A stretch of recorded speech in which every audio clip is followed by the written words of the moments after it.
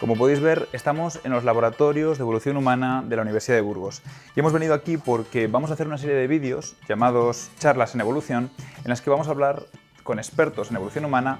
Y vamos a empezar con José Miguel Carretero, también conocido como Carre. Él es catedrático de paleontología, lleva trabajando en Atapuerca y como investigador desde 1986 y actualmente además es uno de los codirectores de Atapuerca. En estos vídeos vamos a hablar de muchos temas, ya sea de evolución, de selección natural, los mecanismos. Vamos a empezar por las bases, pero luego iremos hablando también pues, de nuestros antepasados, de lo que se ha encontrado en Atapuerca y de muchas cosas más. Os recuerdo que si tenéis cualquier duda nos podéis dejar en comentarios vuestras preguntas y quizás las podemos preguntar en próximos vídeos. Esperamos que os guste esta serie y que la disfrutéis mucho. Vamos a hablar con José Miguel.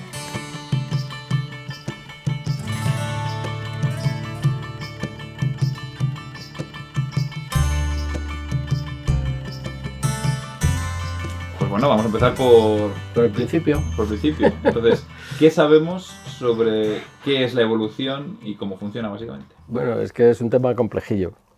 Entonces, por eso, hablar de evolución es hablar de distintos aspectos de eso que mal llamado teoría, porque en realidad hoy día pues, la evolución es un hecho.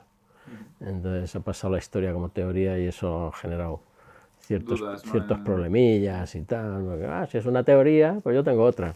Bueno, la evolución en sí mismo es un hecho. Lo que pasa es que hay distintos aspectos que cuando uno habla de evolución, pues tiene que tener en cuenta, sobre todo si quiere ser más preciso.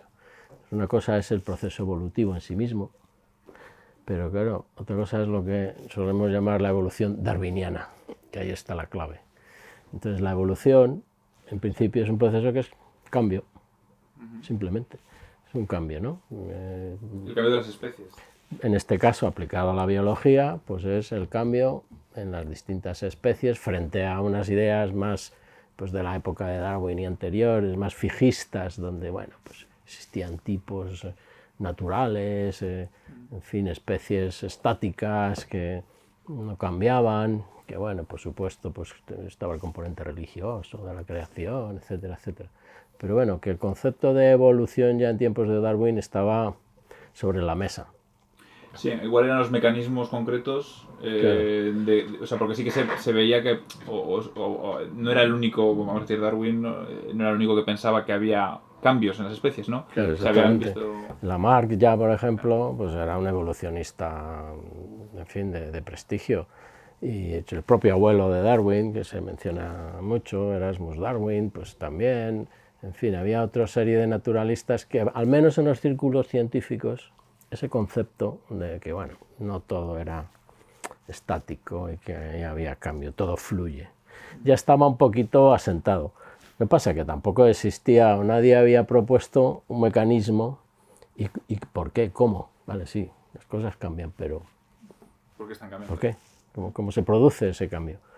Entonces Darwin tuvo la genialidad, si queremos verlo así, de aunar distintos aspectos que además venían de otras ramas de la ciencia, de la geología, de la demografía, para elaborar o para, digamos, proponer un mecanismo.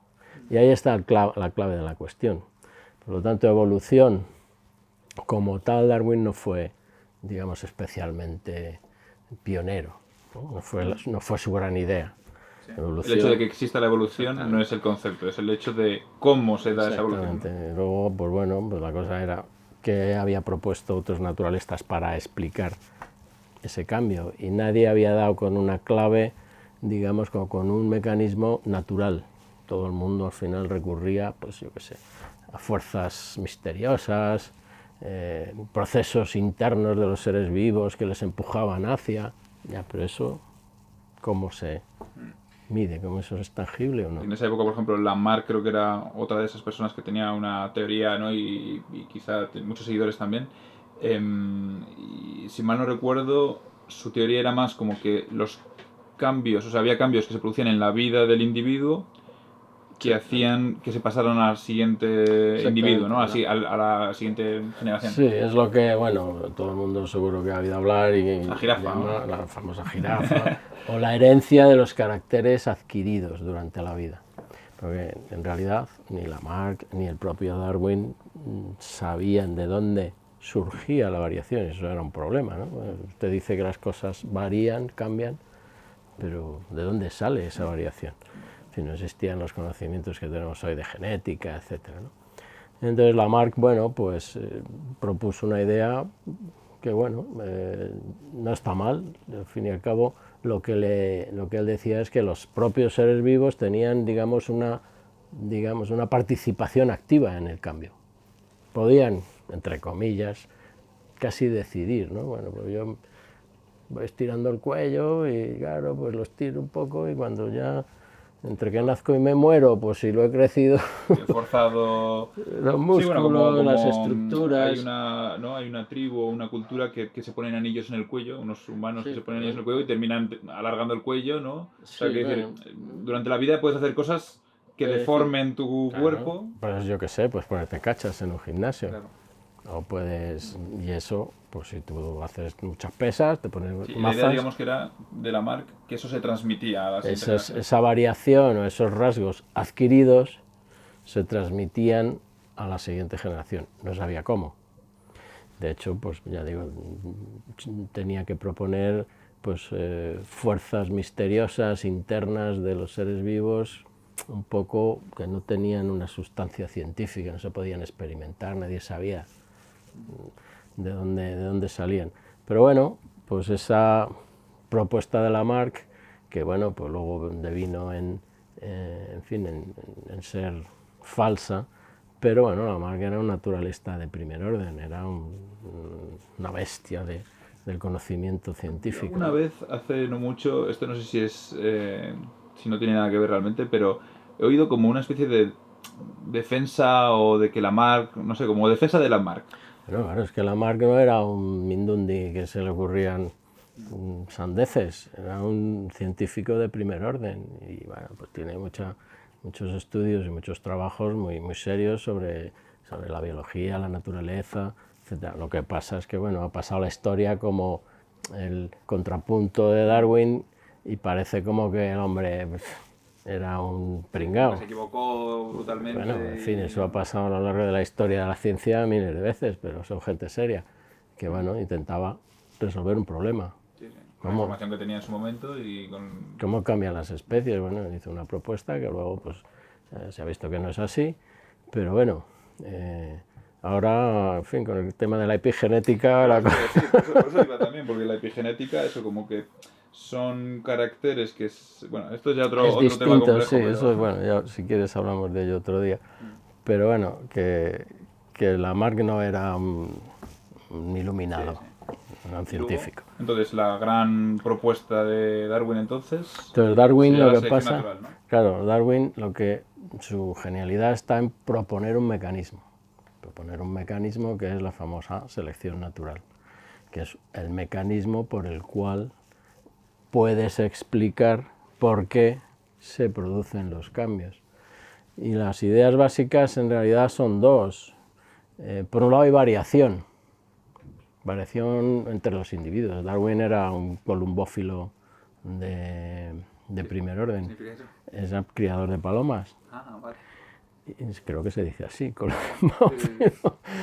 Bueno, conocía perfectamente la selección artificial, porque sabía cómo, bueno, pues los rasgos de las palomas los iban seleccionando los criadores. Sí, bueno, y esto es una cosa que yo creo que los ganaderos y las personas que trabajan con animales, claro, lo conocían ya en esa época. La selección artificial la conocemos desde el Neolítico, o antes, que eso lo hemos estado haciendo siempre. Hay ciertas especies que incluso que en la vida humana se pueden llegar a ver los cambios de otras especies, ¿no?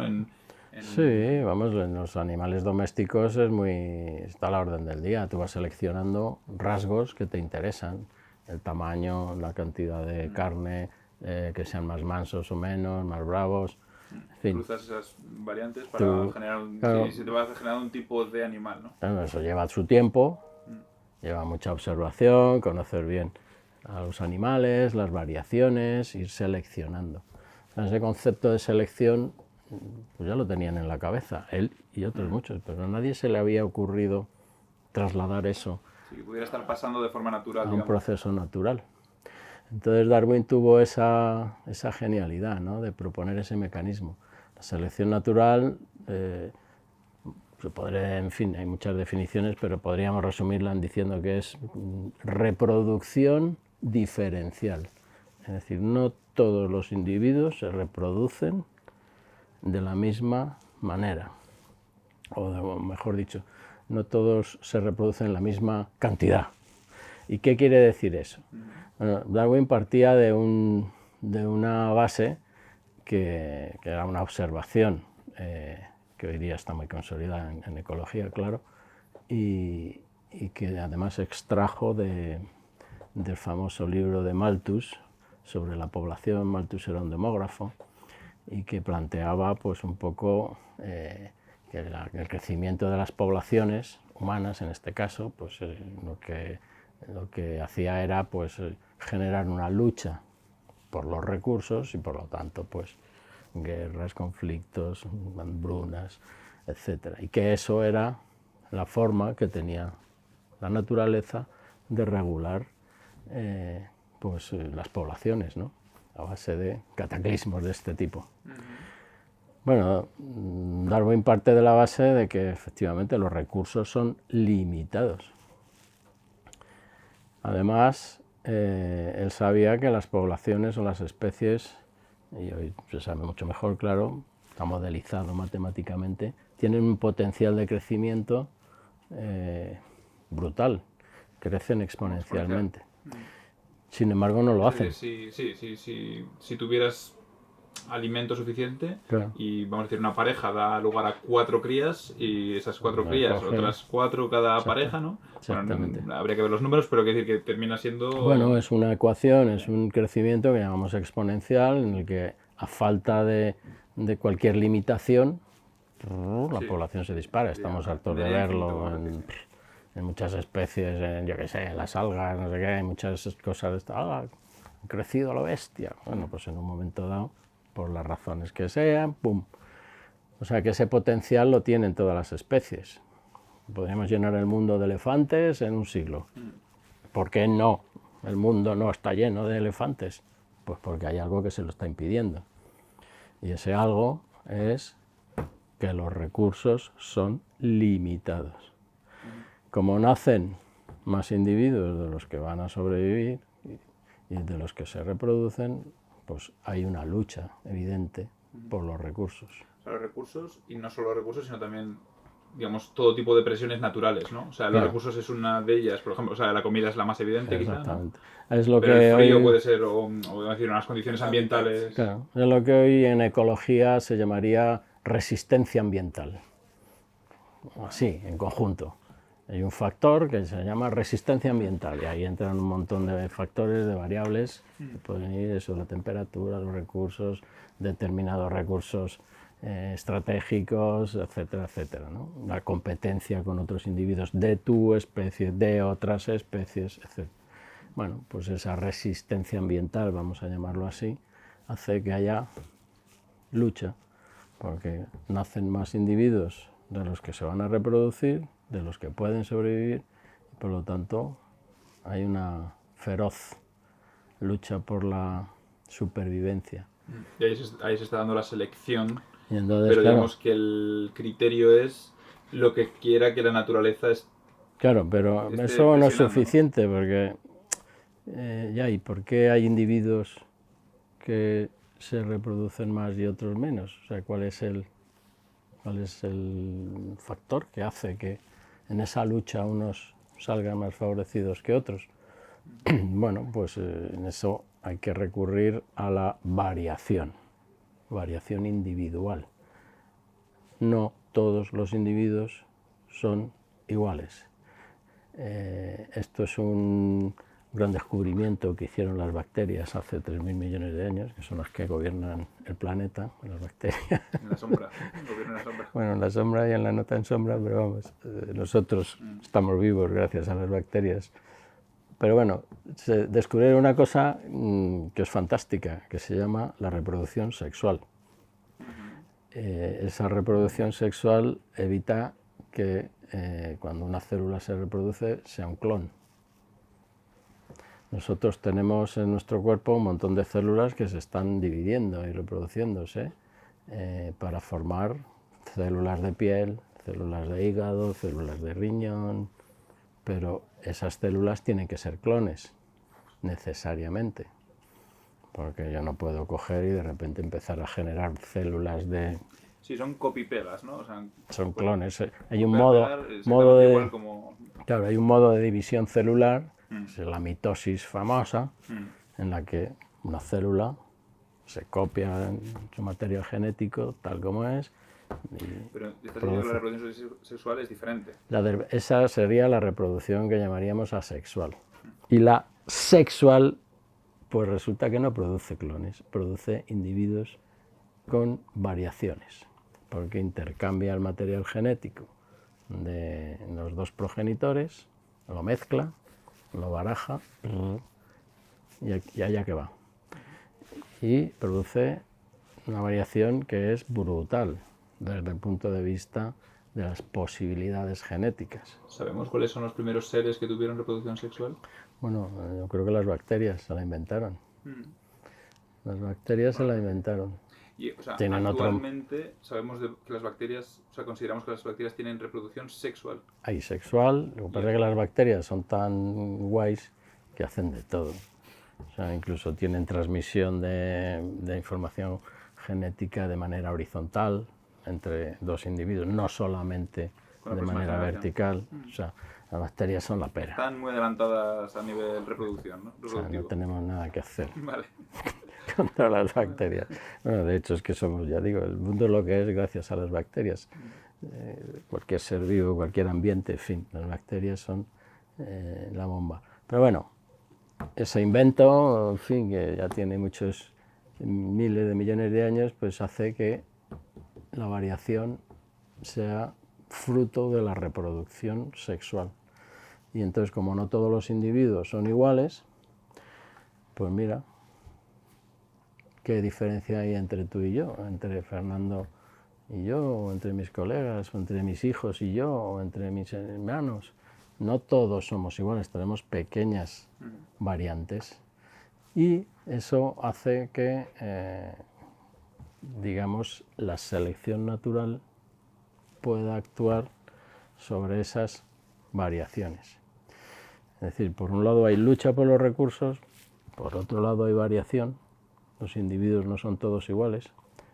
Parte de esa variación es la que se hereda, porque la otra variación a lo mejor esa se produce a lo largo de la vida, de ponerme cachas. La que se hereda es la genética, ¿no? Claro, lo que está asociado al material genético, a los gametos, es la que se va a heredar. Las variaciones en el ADN que no están en ese ADN, digamos, reproductivamente activo, esas no se heredan. Simplemente producen cambios que, bueno, la mayoría de las veces pueden ser catastróficos. Estamos hartos de ver cáncer por ahí, ¿no? Células que se reproducen anormalmente, yo qué sé, y producen enfermedades y patologías, pero bueno, no tienen por qué ser heredadas. Puede ser pues porque, yo qué sé, has estado expuesto a no sé qué, no sé cuándo, si te ha producido ese tipo de alteración. Lo que va asociado al material genético reproductivo es lo que vas a transmitir. Solamente las variaciones que afectan a los gametos son las que se heredan. Entonces, bueno, pues hay distintos procesos que pueden afectar a esa variación o que pueden introducir variación, pero la principal es eso, pues la propia reproducción sexual. La unión de dos materiales genéticos, claro, de dos individuos diferentes que producen un tercero con una combinación algo que no, diferente. Sí, y que no, que esas combinaciones, como dices, cada individuo la tiene diferente, no, claro, tiene no hay siempre la misma combinación, la misma tercera cosa, ¿no? Es una recombinación que se llama, desde el punto de vista técnico, hay recombinación y es al azar. No hay un proceso que digas, mira, es que esto va a ser así, esto va a ser así. No. Eso, lo metes en la coctelera, pum, pum, pum, y ahí se enfrenta esa combinación, ese individuo nuevo, esa variante de individuos nuevos, ¿no? y variados, se enfrentan a la naturaleza, y ahí es donde vemos... Ahí te las apañes. O sea, ahí te las Digamos que la apañas. muerte es la clave también, o sea, es la reproducción y la muerte, ¿no? La clave de esa selección. Bueno, la muerte es, O bueno, o la no reproducción, claro. claro, la no reproducción, por eso se habla de reproducción diferencial. No es tanto a lo mejor que no te reproduzcas, porque luego, en fin, las cosas no son me reproduzco o no, eso no es A o B. Puede pasar, hay variaciones genéticas que por lo que sea pues son incompatibles con la vida o con, en fin, el mundo, y desaparecen esos individuos rápidamente. Pero bueno, esas pequeñas variaciones lo que sí que te pueden proporcionar es ciertas ventajillas en un ambiente determinado. Y si esas ventajitas hacen que tú te reproduzcas un poquito más, o tengas más hijos, y otro tenga un poco menos, pues al final, en esa lucha, en esa selección, pues determinados individuos van a ser más responsables de la siguiente generación que otros. Claro, y también hay un efecto acumulativo, ¿no? Porque un poco lo que estás diciendo, incluso aunque sea una cosa aparentemente pequeña, pero claro, al final estamos hablando de generaciones y generaciones, Exactamente. miles de años, Entonces otro y aspecto un efecto de acumulativo de que esa cosa que era pequeña de repente termina igual siendo clave, ¿no? O vital. preponderante, claro, eso es otro aspecto de las ideas de Darwin. Darwin veía el proceso evolutivo de una forma gradual y lenta, muy despacito, poco a poco, nada de venga, de repente revoluciones y tal, no, sino que las cosas se iban produciendo poco a poco, es lo que se llama el gradualismo. Eso, bueno, pues también hacía que la idea de Darwin necesitara tiempo, mucho tiempo. Pero bueno, ese gradualismo en realidad hoy se conoce cómo se produce, en fin, desde el punto de vista genético, cómo las variaciones estas que, en fin, que tenemos en nuestro genoma se van, digamos, imponiendo unas a otras dependiendo de qué individuos se reproducen más o se reproducen menos. Perdona un segundo. Me has dicho el gradualismo, o sea, como que Darwin es un poco lo que defendía.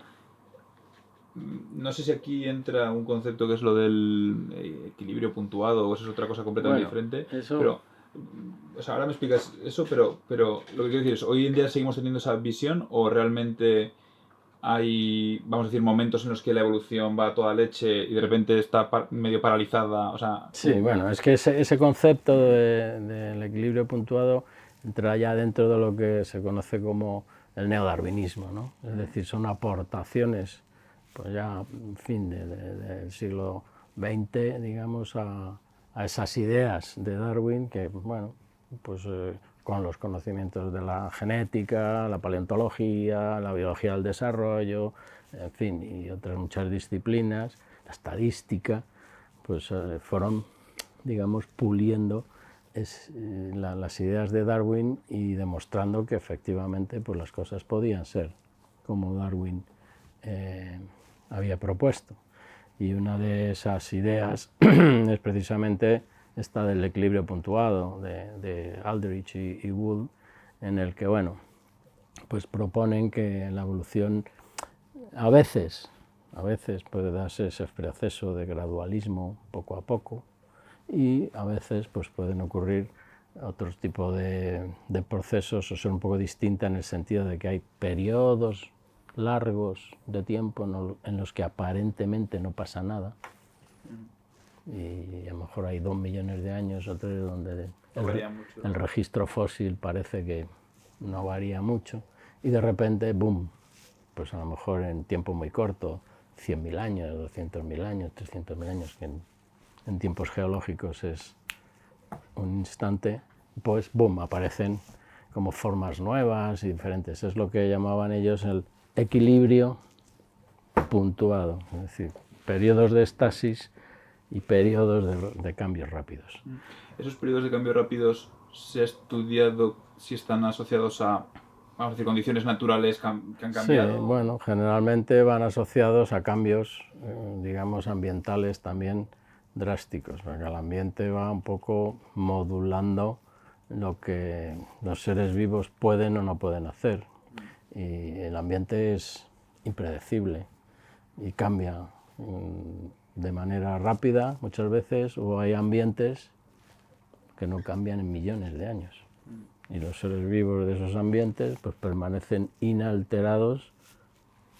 O sea, esto en general siempre va muy de la mano, porque claro, estamos hablando de eso, de la selección natural, que es la combinación de vida variada. Variación y selección, variación y selección. O sea, entonces quiero decir que esa evolución va muy de la mano siempre de cambios naturales y del ambiente. En general sí, porque ya digo, la resistencia ambiental, que está formada por un montón de factores, pues es la que varía, la que cambia, y las especies pues se van adaptando gracias a la selección natural a esos ambientes.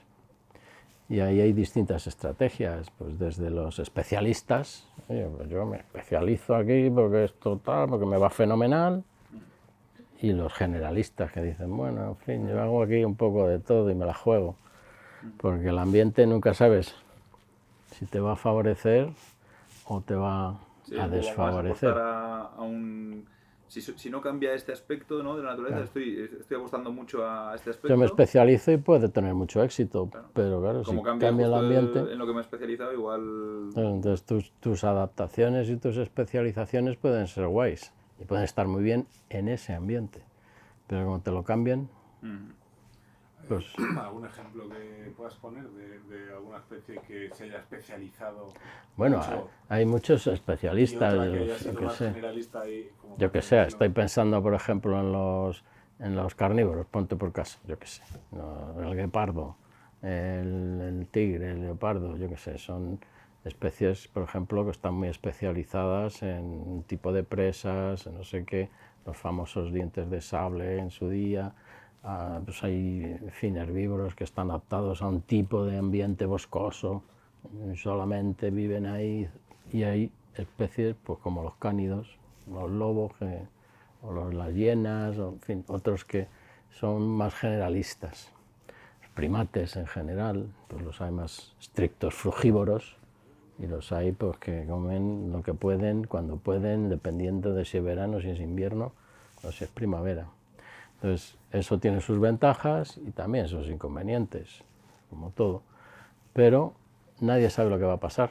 Por resumir, volviendo a la evolución, hay una materia química que termina recombinándose de ciertas maneras hasta dar unas seres autorreplicantes, que vamos a decir llamamos vida, al menos a muchos de ellos, y quizás con otras características también, ¿no? Tenemos unos seres que se replican y que ahora con la reproducción sexual de una manera en la que van variando los diferentes individuos y tienen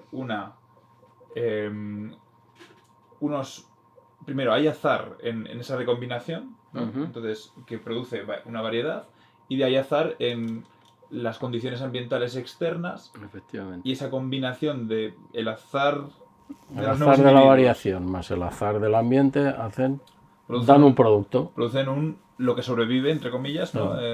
Que es lo que va generando que exista un tipo de vida, ¿no? Un tipo de organismo que va variando, y como las dos cosas son azarosas, digamos que bueno, pues el ambiente puede variar y puede destruir lo que antes era bueno, ahora ya no lo es, puede que haya poca variación o mucha más, dependiendo de otros factores, etcétera, etcétera, ¿no? Todo eso pues tiene como consecuencia la maravilla que tenemos en el planeta Tierra, de la que Darwin pues alucinaba y no daba crédito, ¿no? Porque Darwin, cuando emprendió su viaje en el Beagle, pues lo que hacía era asombrarse de la increíble diversidad y variación que había en la naturaleza, en distintos ambientes, especies, además encontraba fósiles y alucinaba.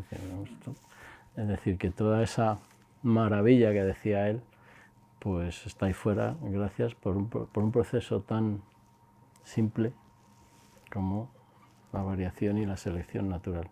Y eso a Darwin le fascinaba, y a los que hacen biología pues igual, porque es asombroso, claro, sin intervenciones de otro tipo.